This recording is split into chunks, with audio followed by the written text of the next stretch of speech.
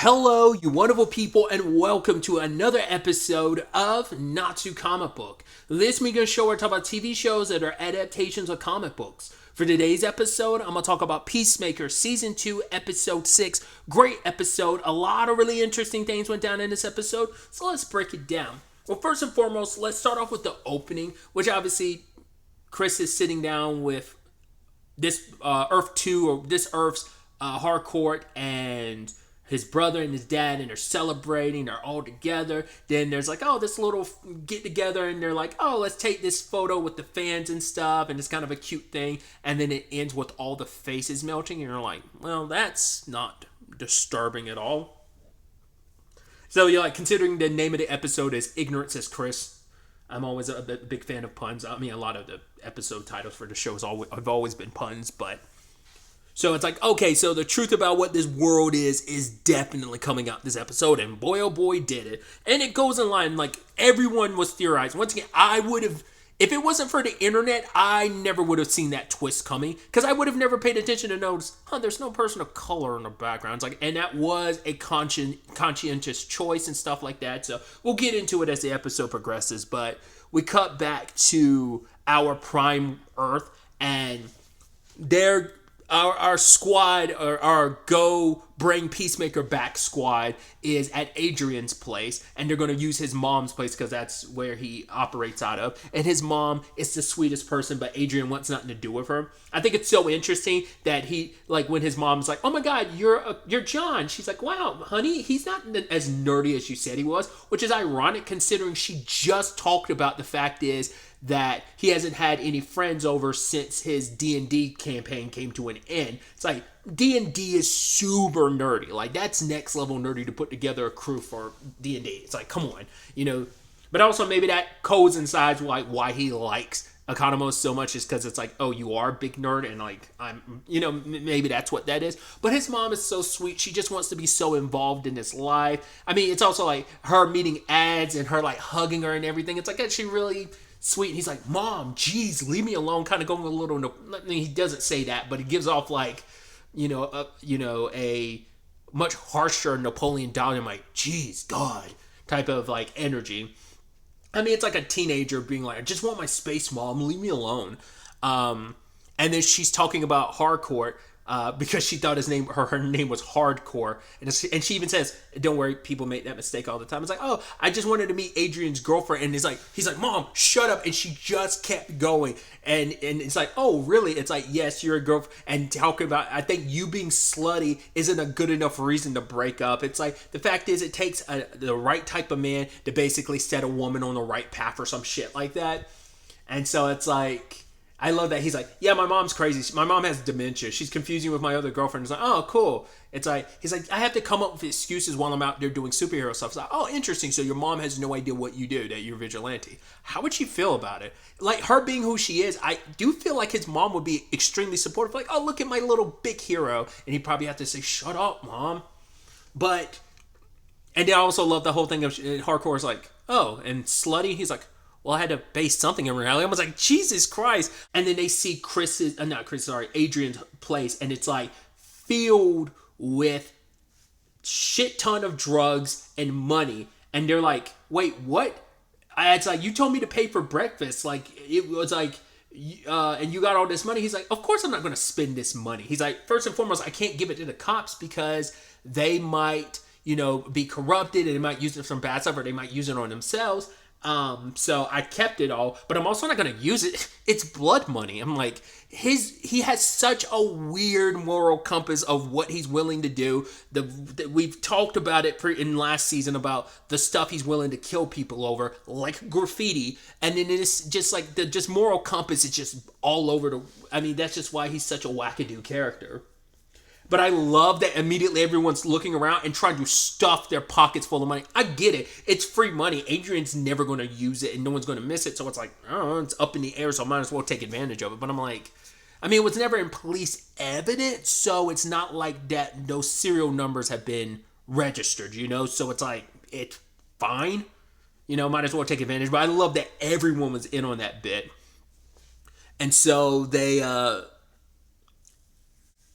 make a doorway to the other world. And it ends with everyone getting covered in cocaine. It's like, oh, you could have flushed that down a toilet like a normal person, but hey, what about the crocodiles, you callous bastard? It's like, yeah, there's already a drug epidemic here, and you're also going to make the crocodiles or alligators in the sewers into drug addicts as well, which is like, once again, his weird moral compass. So they go inside and they're seeing the place for the first time. I also love going back to that conversation that Adebayo had. Was that last episode or the episode before last? The whole conversation about like, oh, it all being inside of Chris's head. I do like that we're bringing it back, being like, I guess it wasn't all in Chris's head. So this is really what this is. So I figured it was going to be real, but I think it is interesting that like that was improper consideration. It's not like, oh, we're completely tossing it away. It's like, no, even Harcourt kind of thought that was an interesting idea, that maybe it is true. They run into the alien neighbor, and it's like, oh, don't wave at him because we don't know what that means in his language or whatever. So it was a whole diatribe.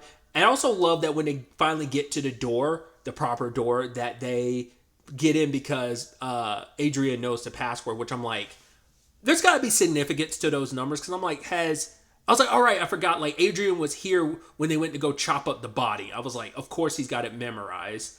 I was like, he probably had it memorized beforehand, didn't he? Probably even back during season 1, he probably had it memorized, just because it's like, hey, we're best friends. Because it's not the first time the first time it's like, Chris just left the door open, so that's why he came in. But he went in with him to get the body, like, and see it, like, chop up the other version of himself, so.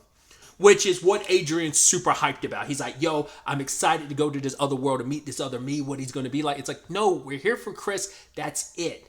And then Amelia's looking around at just everything, and it's just how weird it is, because it's like you're seeing another version of yourself, like big smiles, and just the antithesis of everything that you are here. There's this other version of you, and it's just like, it's so weird. It's like, yeah, you're watching someone else's life, but they look so much like it. It is a complicated thing. And of course, she's going to run into Keith, who's there.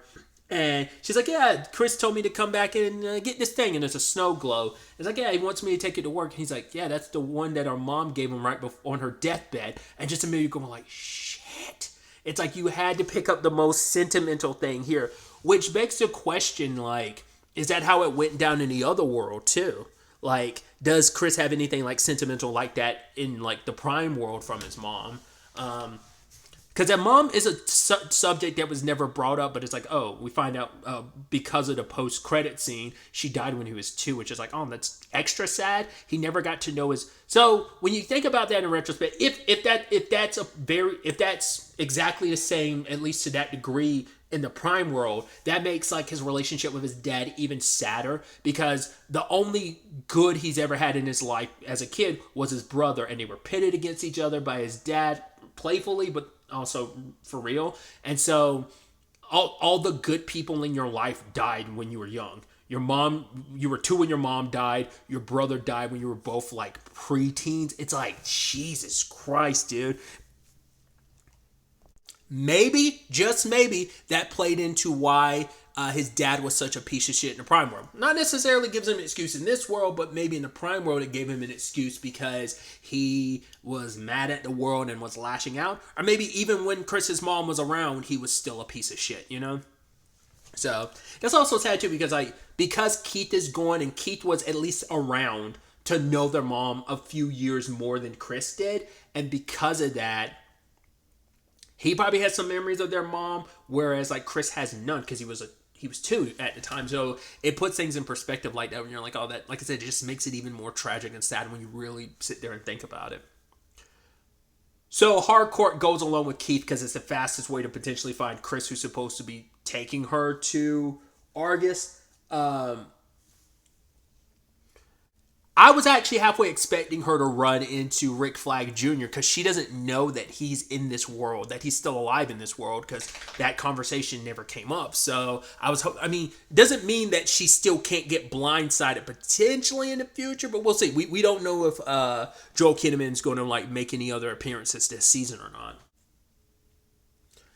Also, I'm going to be me and just be the perv that's curious, like, the silhouette in the shower, I'm just going to do it. I'm like, I wonder, is that actually Jennifer, or is that like a body double or something? I was like, well, there's a layer to it because you're like, this episode in particular is also directed by James, so it's like, it probably, she probably wearing, like, even if it was her, she's probably wearing something, but it's like, I don't think we've ever. I'm going down a pervy route that I don't need to go down. Like, I'm gonna shut up, but I'm just like, huh. I was like, I could say it's a very nice silhouette. It's all I'm going to say. Oh God. Either way. But I do like that while Hardcore was going with Keith and the whole thing about, like, she could immediately notice that she's looking like, she starts looking outside and she's seeing all the people that are passing by. She's like, that's weird. She doesn't comment on it till later, but you could tell she was already picking up on it. And they had that whole conversation about the Beatles, how Mick Jagger is the lead singer of the Beatles in this world. And I think it's interesting that it's like, oh yeah, she's always been like face buried in the book type of person, and it's like, oh, like Chris was right about you. You kind of not the pop culture person, but he's like, that's why we need you around to kind of like, you know, dress us up and, you know, your book smarts added to us. You make us more learned type of situation. Add a little more, you class us up. You make us more classy in that regard. So I think that's kind of an interesting perspective that Keith kind of has in that regard. Kind of just a tiny little showcase of like how he views like her, as he views her as like a smarty pants, and it's like, you're a very classy person. He even brings up like, right, I've never seen you in black. I've never even seen you in pants. And she's like, what am I, just running around my underwear? It's like, no, like in your dress. Which I think, I mean, which I'm also wondering too, considering like, he made reference to it. I can't remember what it was, because I was almost wondering if he was going to get caught off guard by how, like, from what we've seen of this Earth's Harcourt, Amelia, she doesn't curse, but ours is just as foul mouth as like any other character. So like, I was wondering if he'd comment on it. It came up a few times, but he never said anything. I guess he was just kind of like, in his mind, it's probably like, oh, my brother's rubbing off on her, or we as a family the Smiths are rubbing off on her, and she's kind of like bringing some of that flair. Maybe that's all it is. But I mean, just the little we've interacted with her, she seems a little more hard. Our hardcore is hardcore, whereas this Earth's hardcore is more like sexy librarian. I think it's kind of like the deal. Kind of very soft and dainty in a way, versus like the grizzled and gritty hardcore that we know. The no nonsense, bust a couple knuckleheads type of thing. I don't know why I'm saying all that. Regardless, I thought it was interesting too. I kept rewinding this, like during the said shower scene I was just referencing earlier. Chris saw something in the mirror and he stopped, and I was like, I kept rewinding. I'm like, is there something? What am I not seeing? Like, it probably might have been something super glaring, but I didn't notice it. I don't know if it was just kind of like the reality of it. Like, maybe it finally hit him in that moment. Like, okay, this is the world I am in, and I'm leaving all that behind. Like, cool, the fun and games are there. I was basically on a honeymoon. I was still in the honeymoon phase, but every once in a while, maybe in that moment, reality kind of slapped him. But maybe he saw something I just don't know. I'm not quite sure. You have Vigilante making his way home, and he goes into his house and he's commenting on all the things different. He's like, what? There's 6 cats here instead of 3. What are 6 cats? How are they going to have a conversation? And he walked past his mom and dad and doesn't say anything. He's like, oh my God, my dad's not gay in this world. I was like, right. I remember that bit from season 1 where it's like, what was like, it's like, Peacemaker was saying your dad's pretending to be gay just so he doesn't have to be around you. And then it's like, no, like, and even he was like, no, my dad's really happy with his partner or whatever. So it's like, I was like, yeah, I completely forgot about that back and forth last season. I'm like, oh, there he is. So it's like, oh, your parents are together. But then you're considering what this world is, you're like, oh, he's closeted in this world. And you're like, ugh. And he's probably did some terrible, like, has some probably very choice words and choice opinions about people who are gay, so you're like, ugh. It's jokey, but then you also, once again, you think about it too much and you're like, oh, that's even sadder. Because, I mean, eventually you found your truth and you start living your truth. That's beautiful. Your son accepts it and thinks that's cool. I mean, we don't know what his relationship with his dad is, but he felt happy about his dad and, like, being like, oh, my dad's happy and yeah, that's perfectly fine. But now it's like knowing like in this world being what it is, here he is still with your mom means like, I mean, this could just be a version of your dad where he's not gay, or it could just be like he's severely closeted and he's probably taking a lot of that repression out on other, so like that could like get really dark. I was really surprised when Adrian meets his other self, and I was like, oh my god, is he going to be the complete opposite of you? And it's like, no. Funny enough, somehow these Adrians are the exact same Adrians. When I was like, are we going to, I'm wondering, because I was almost wondering, I'm like, are we going to find out that Adrian doesn't exist in his universe because him and Peacemaker aren't best friends? We'll get to that in a second, but it's like, no, they're exactly the same. Bringing up some conversations we even heard in season 1. I think like he had asked the butterfly inside a golf what their favorite color was and asked if it was teal. And now we find out the reason why it's because teal is his favorite color. It's like, oh, that makes sense. So little things like that, but there's so much the same personality. Oh yeah, the whole thing of like you're not wanting anyone to see you while you pee, because you get like nervous, or you don't like people like, no, what was it like? No, you don't like anyone touching your butt or something like that. I was just so certain. I was like, if he did manage to meet the other version of himself, if he did exist in this world, he'd be the complete polar opposite, be serious, be deadly. It's like, no, he's still the same goofball. He still seems like the same ignoramus. So I was like, oh, I'm wondering if that's supposed to be a thing of we're going to find out that that Vigilante is the same across the entire multiverse. I don't know if that's what that's kind of potentially implying. The fact is they end up in a world where Vigilante is the same as the Vigilante we know. It's like, I mean, the chances are pretty like sparse, so it's got to be almost a larger implication, but that's me reading way too much into it. Back in the Prime world, obviously after everything with losing Peacemaker, they've lost contact with Judo Master, which things must not have ended well for him. He's probably locked up somewhere in a cage, and not even like a police cage, probably a dungeon or some very like, oh, like this is where we put your kind type of cage. Because I'm like, the fact is he hadn't made a move yet since they came to this world. It's kind of interesting, so he must have gotten caught immediately. I'd even said that he might end up being the sacrificial lamb to be proof of what this world is. I was saying that like last episode when he jumped, like came in after Chris. But like they're completely unaware that that's where Judo Master is, and Harcourt and Economos are gone, and Flurry's like referring all this to Flag. And I love that he's like, just give me time alone, and Flurry's like, okay, and he sits down and he's kind of pensive and going, and then like Flag is like, are you serious?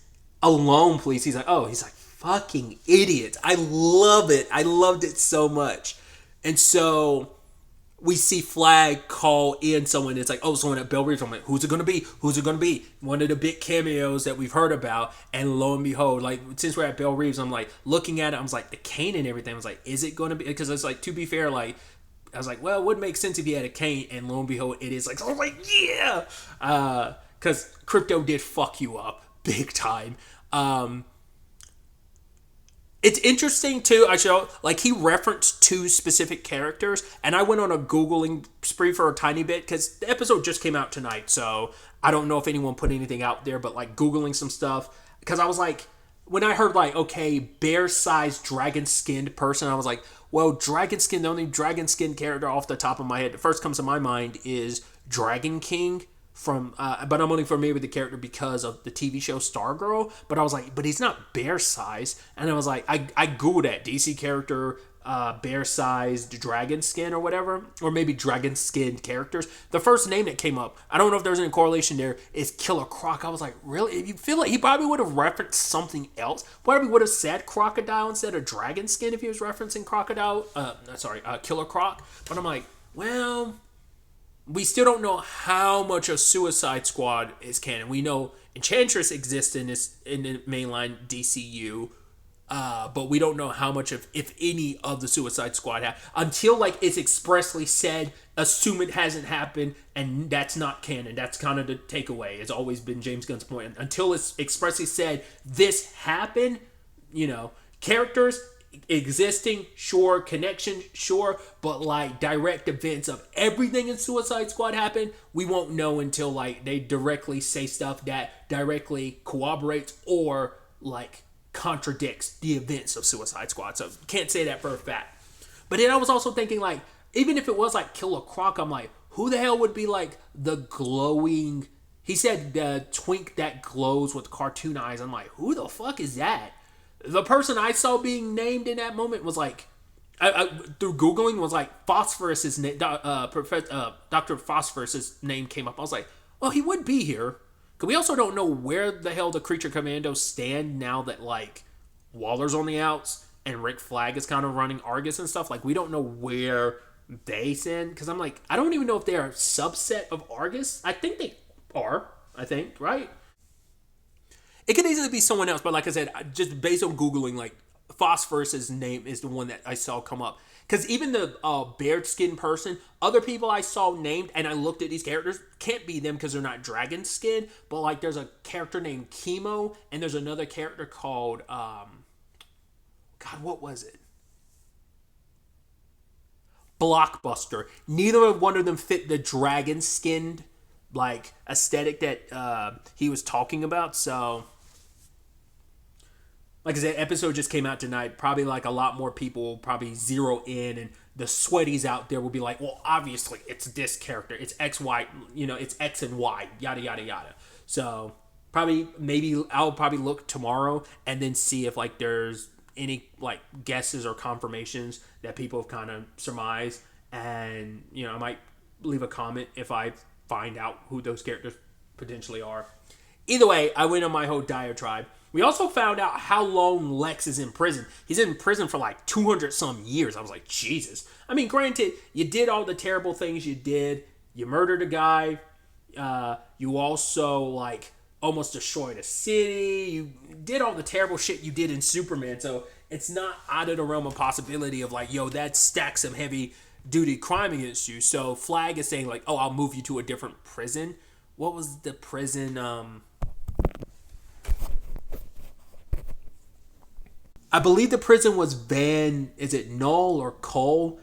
Which is interesting. If that's the prison, it's interesting because obviously Flag had promised to send him to a prison that doesn't have any metas, that doesn't have any superpowered people.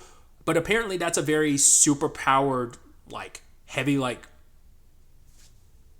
locks up a lot of superpowered people, apparently, in the comics. Apparently it was also an Arrow at least it existed in the Arrowverse, because I think I saw that it existed in National City. That's the place that Supergirl takes place in.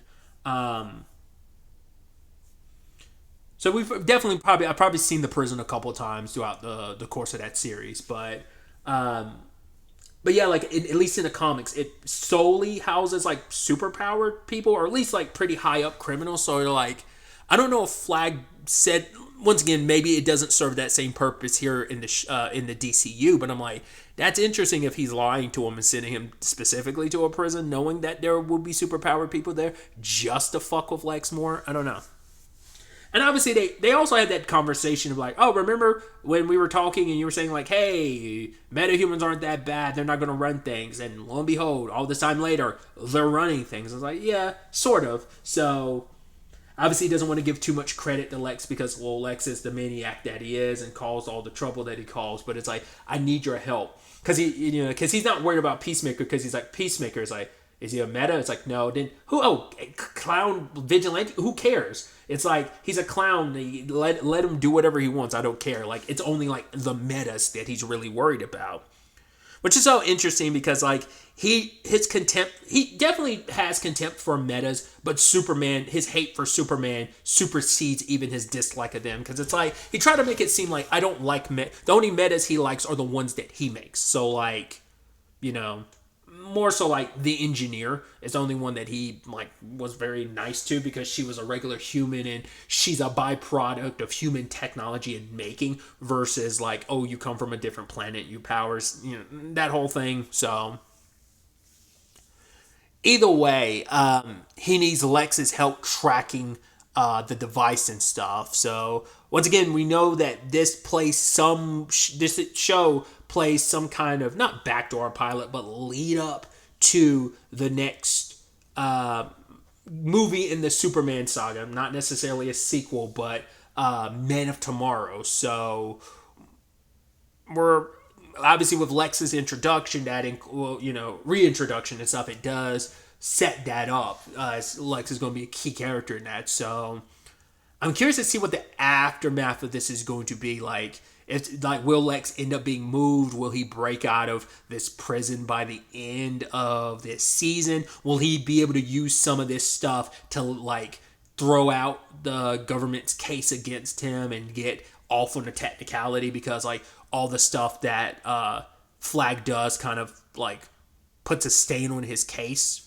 That's why I'm, like, kind of ruins, like, them, like, keeping him locked up type of thing. So we'll have to wait to see. It also seems like Flag had to offer him something else too, because he's like, oh yeah, I'm gonna transfer him, and it's like, not, he's like, because I was about to call Sasha by her real name. I was about to say Soul. Bardot is saying, like, what do we have to, like, do? And he's like, not much. And it's like, there's definitely some stuff you just don't want to admit that you had to, like, concede to when it came to Lex. But at the very least, it's like they're partners. So it's so interesting. And I think that's the beautiful parallel, that Lex was so fixated on his revenge and, like, his vendetta against Superman that Flag can't even see that he's literally in the same boat. He's so fixed.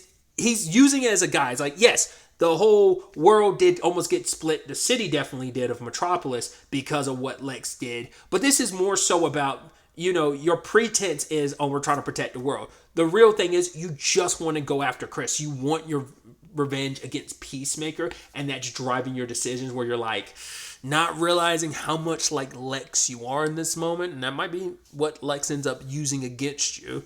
Because he admitted, like, yes, I'm jealous and this and that in Superman. He was like, do you not think I'm smart enough to recognize that in myself? So he is the type of person that can recognize his follies and weaknesses, but recognizing them in others. And it's like, oh, well, I know how to manipulate that and use that for my cause. We are one and the same. And because of that, I understand me enough to know how you are a dumber person with the same affliction of a vendetta driving you, but I'll be able to spin it and control you.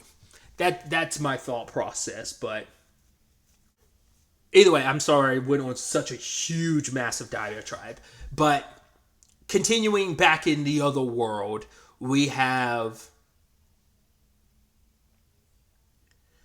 Amelia showing up at Argus, but immediately having to be detained because the dogs smell the cocaine on her. It's like, cool. So that's where that storyline leads. And so while she's incarcerated, or at least questioned, Chris shows up at the same time and he confronts her about everything. And she tells him, like, yo, I didn't betray you. I was trying to save your life. And he's like, sorry. She's like, why would you, like, and I think it's actually interesting because we never see her get rattled like that because she's so used to burying her emotions. So it doesn't come easy for her to put them, like, on wear her heart on her sleeve. And so she tells Chris, like, how could you even think I would ever do that to you? Like, yeah, like, our relationship is tumultuous in some points, but I'm like, you think I would do that after everything between us? And he's just kind of like, well, why are you here? And she's like, to drag you back. This isn't where you belong. And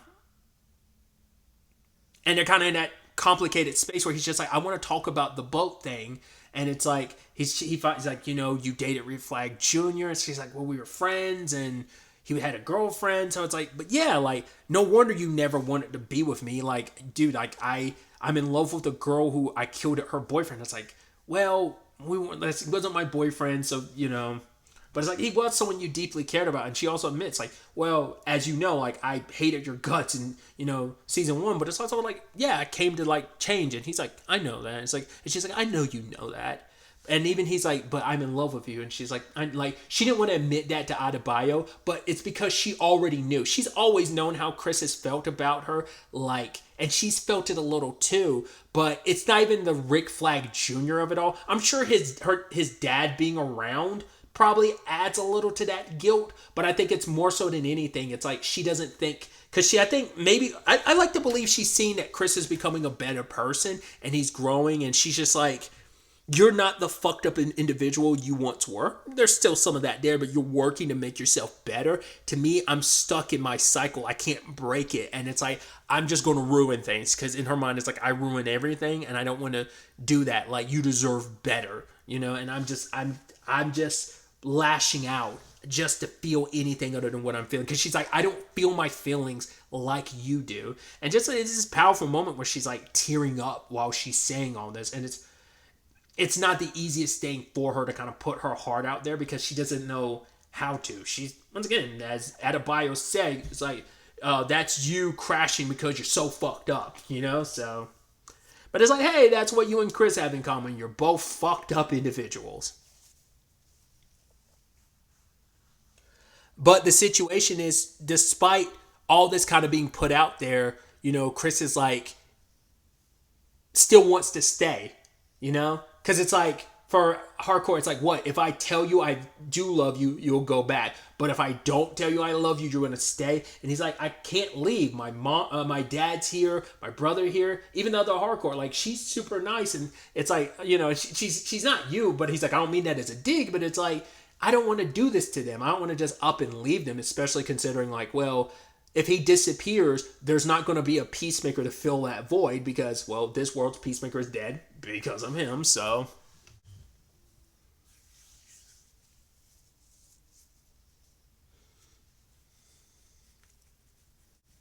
So all the while that's going down, Economos and Adebayo are cleaning up the house. Got to give credit to him because they're like, hey, this is like Peacemaker's house. His brother and dad are here, so let's clean up after Eagly. And Adebayo's like, I'm going to go for a walk. I'm like, that's probably not a good idea. And she goes for one, and the moment that lady drives by, I was like, oh, shit. Oh, shit. And then Adebayo is noticing, she's like, this is weird. Keith stops by. The lady that drove by her stops, and it was like, oh, my God, she's there. And then what does Keith say when he gets out of the car? He's like, one of them got out a black. And you're like, oh, my fucking God. Like, I don't know. Thank God you didn't just straight up drop the hard R, but it's just a, oh my God, look what escaped, like an animal escape. And literally the entire neighborhood comes out their damn houses and they're chasing her like a mob. That, like, I was about to make a Frankenstein reference, which is funny considering Frankenstein's in the DCU, but yeah, chasing her down like she's Frankenstein's monster specifically. Jesus. Then you have Economos getting attacked by August. Well, in this universe, instead of White Dragon, he's Blue Dragon.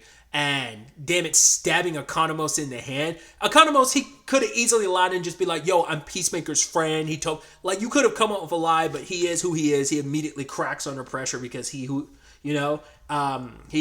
reiterated time and time again. He says, like, yo, I'm a pussy, dude. Like, how many times do I have to explain that? And he explains, like, oh my God, I came here to get back our Peacemaker because that's not your Peacemaker because he actually killed your son. He's like, oh my God, why am I running my mouth? So it's like, cool. The thing that we all knew would happen is now happening because of Economos. It's like the moment Keith and August find out that that's not their son, that sends brother or son, they're going to kill him because knowing, oh, you killed ours, and it's like, even though he is the one that you spent time with recently, it just makes it even more disgusting and they're going to hate you even more because of it. So we have that. And then we have Amelia pointing out the Peacemaker. She's like, you notice there's no people of color here? And he's like, what? No. And they look around and he looks at the flag, and people had commented on like, oh yeah, the flag is curled up so you don't know what's on it. Unroll it. Oh, there it is. Detestable swastika.